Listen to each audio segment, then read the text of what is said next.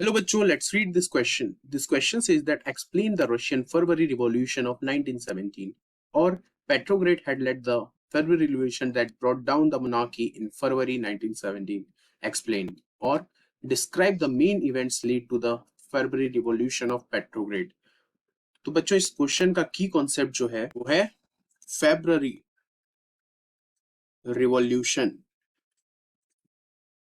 Of 1917। और ये question हमसे ये जानना चाह रहा है कि किस तरीके से फेब्रुअरी रिवॉल्यूशन हुआ था।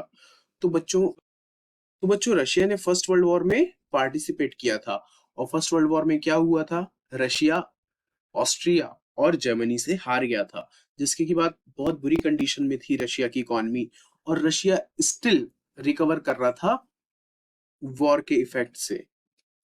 और इसी बीच एक इवेंट हुआ कि 1917 में जो 50 फैक्ट्रीज के वर्कर्स थे वो राइट बैंक ऑफ नेवा में जाके खड़े हो गए और स्ट्राइक करने लगे, जिसके के कारण जार ने क्या किया, ट्रूप्स को बुलाया ताकि उन स्ट्राइक करने वाले वर्कर्स पे दबाव बनाया जा सके।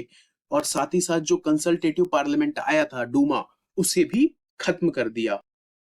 लेकिन जो स्ट्राइकिंग वर्कर्स थे वो एकजुट होकर खड़े हुए थे और जो सोल्जर्स थे उनके साथ वो भी आगे बढ़ रहे थे। और इन लोगों ने क्या किया, पेट्रोग्रेड सोवियत का फॉर्मेशन किया और ये मांग करी कि जार जो है उसको हटा दिया जाए। और इस रिवॉल्यूशन के कारण ही फाइनली जो मोनार्की थी उसका एंड हुआ।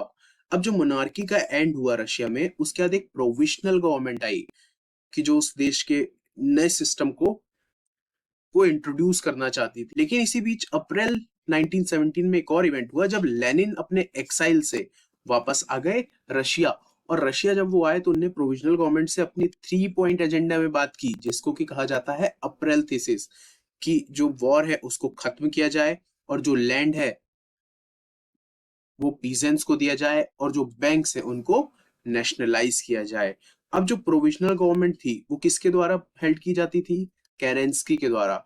उन्हें ये लगा कि जो लेनिन है वो उनसे ज्यादा बड़ा लीडर बनने लगा है और लेनिन की बातें लोग सुनने भी लगे हैं। तो इसके बाद केरेंस्की ने ये किया, जो बोल्शेविक्स थे उनको अरेस्ट करना शुरू किया। और इसके कारण क्या हुआ कि जो बोल्शेविक थे सोशलिस्ट आइडियाज के साथ आगे बढ़ रहे थे और कम्युनिस्ट आइडियाज के साथ आगे बढ़ रहे थे।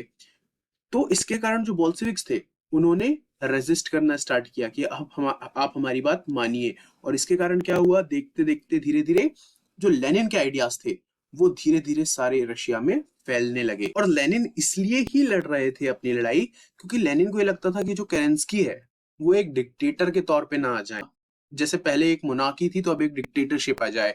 तो इसी कारण उन्होंने जो बोल्शेविक्स थे उनको कन्विंस किया कि इस लड़ाई को जारी रखना चाहिए और आगे बढ़ाना चाहिए। उसके बाद उन्होंने एक मिलिट्री रिवॉल्यूशनरी कमेटी जो कि लियोन ट्रॉस्की के द्वारा हेड की गई उसे अपॉइंट किया।